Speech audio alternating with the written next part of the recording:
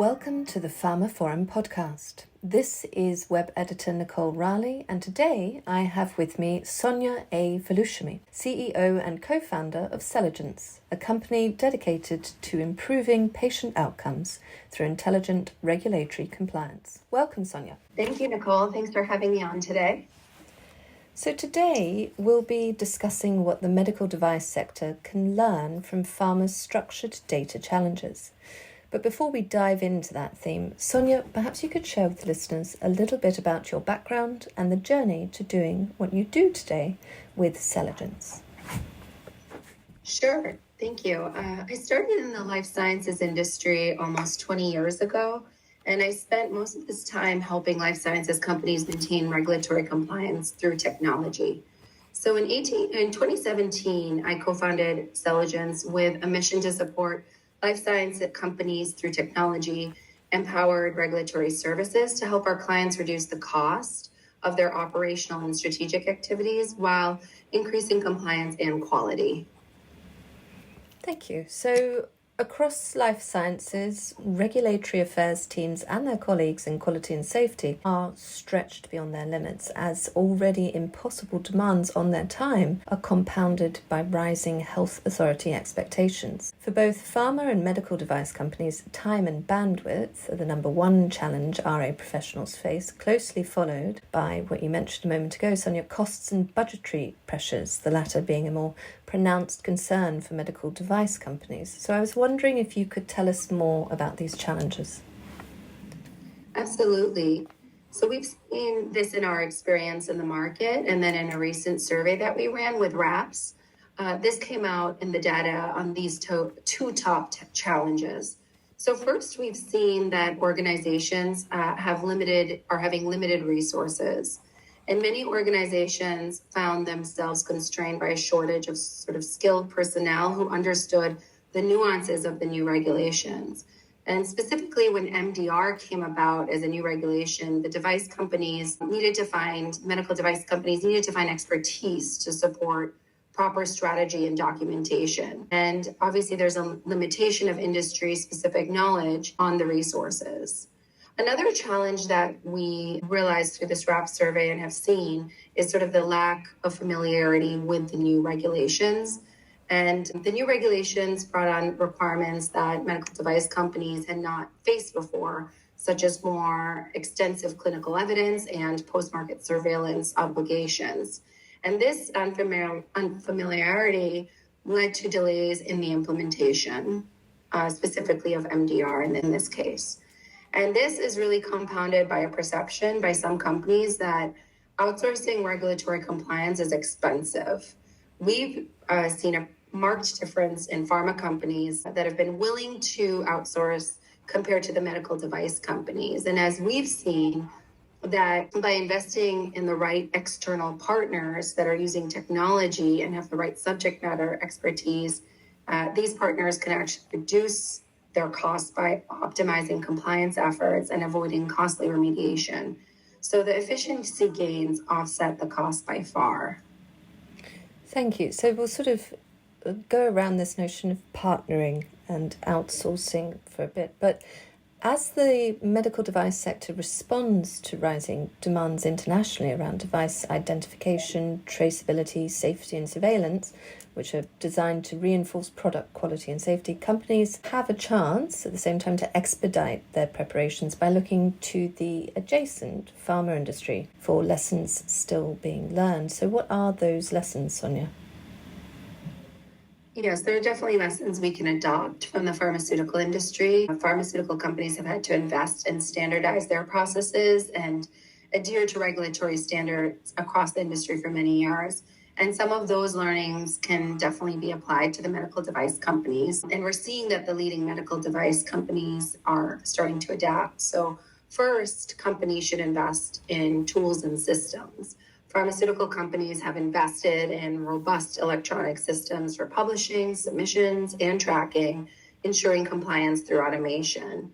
medical device companies can do the same with tech file management or QMS or RIM solutions. Next, it's important to streamline the workflow, and tools should be optimized for regulatory processes so companies can eliminate manual steps and reduce time and save costs.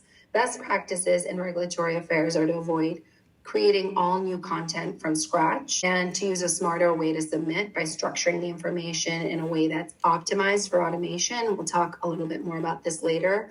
But these types of methodologies, such as lean authoring, also help reduce the amount of information, including the number of documents submitted. Another aspect for consideration right now is leveraging AI. So leading companies are leveraging not only AI, but ensuring that the AI is developed by those that have the nuanced understandings of the regulatory business processes. And finally, companies need to consider staffing and outsourcing expertise. So pharma has often dedicated regulatory teams that work closely with IT to maintain compliance. And in recent survey we conducted with RAPS that I mentioned, we found that surprisingly, only 38% of medical device companies are outsourcing some of their regulatory affairs work versus the 63% of pharmaceutical companies that have reported outsourcing some of their regulatory affairs work. So I think in summary, we see that pharma has invested in both technology and expertise, both internally and outsourced, which is an opportunity for medical device companies. Thank you. So if we go back to this notion of not doing things from scratch, in medical devices, there is a much more diverse spectrum of products and devices compared to pharma, which makes enforcing a single standard unfeasible. The lack of common dossier format is compounded by differences in regional and country requirements. And to counter the challenges associated with this, companies can deploy what you mentioned a moment ago, which is lean authoring. I was wondering if you could tell us more about lean authoring.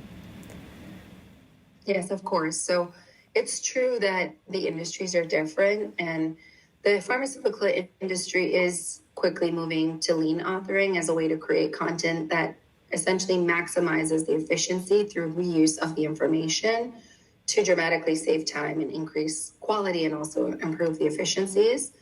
And there's a challenge with the number of products, regional differences, and updates needed.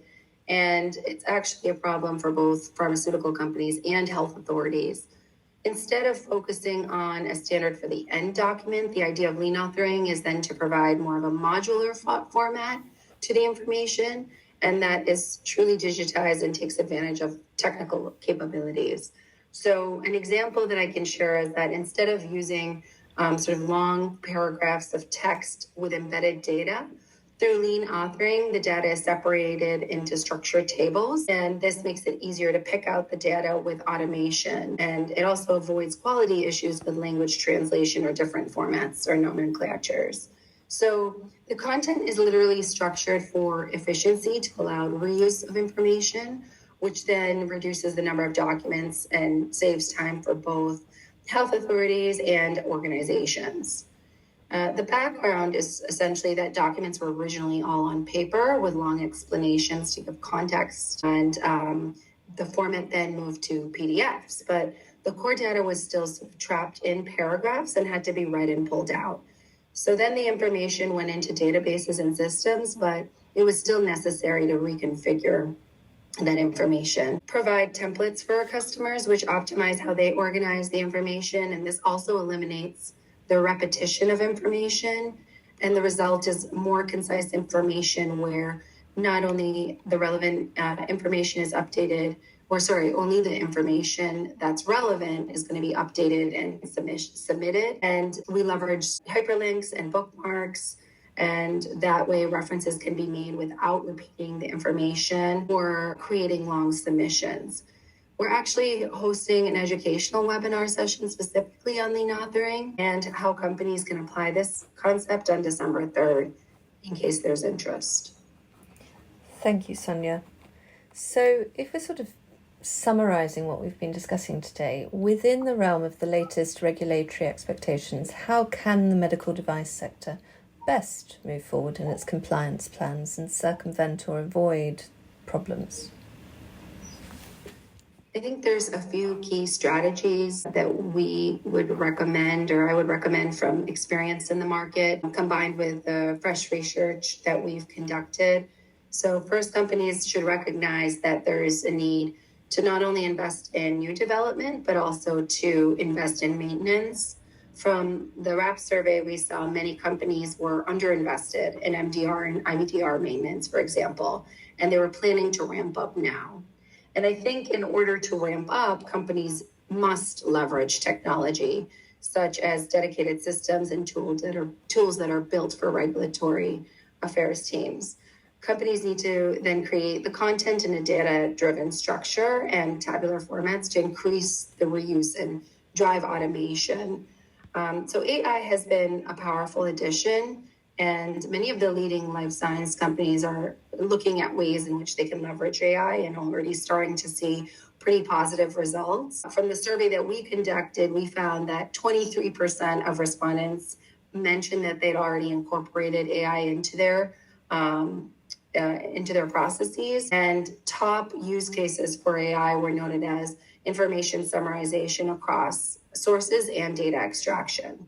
So I think right now the burden is too large to avoid the use of technology to support the ongoing compliance, because the maintenance that's required year on year doesn't go away and only increases, especially as you increase your product portfolio and the products that you have on the market. And finally, I think that companies should supplement expertise and bandwidth by outsourcing. There's sort of no wonder that medical device companies are low on bandwidth, given that they outsource so much less than the pharmaceutical companies. And I think with the right partner and the expertise, that the cost savings and the efficiency can become a game changer. So in an example, we are able to cut the time in half on compliance through our AI and enabled expertise and through our automation that's built into the technology platforms. Thank you. So lastly, let's bring it all back to the patients. What do these endeavours mean overall for patients, and what does the future horizon look like within the medical device sector in terms of our conversation today?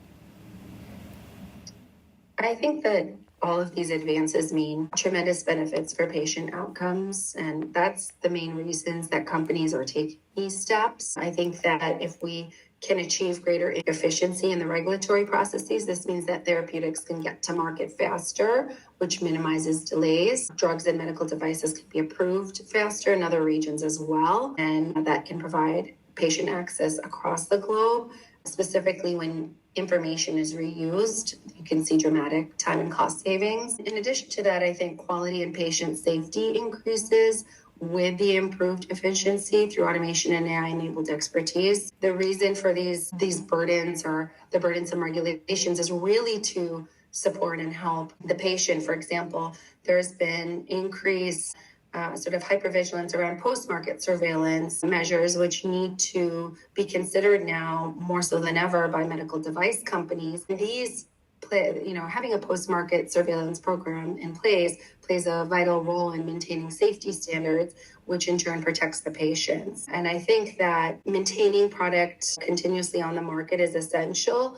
The maintenance piece is crucial. Without maintaining medical devices, for example, in Europe, those products would need to be pulled, and notified bodies are expecting that the clinical evidence and information that's new on these products is continuously gathered and submitted in a proper format so that they can continue to evaluate safety and efficacy for the patients. So I think, in summary, by reducing costs and time to market and placing extra activities around safety and performance of products, life sciences organizations can then focus their attention and investments further onto new development and innovation and sort of the next breakthrough. Thank you, Sonia. It's been an absolute pleasure. Thank you so much, Nicole. So that concludes another episode of the pharmaphorum podcast.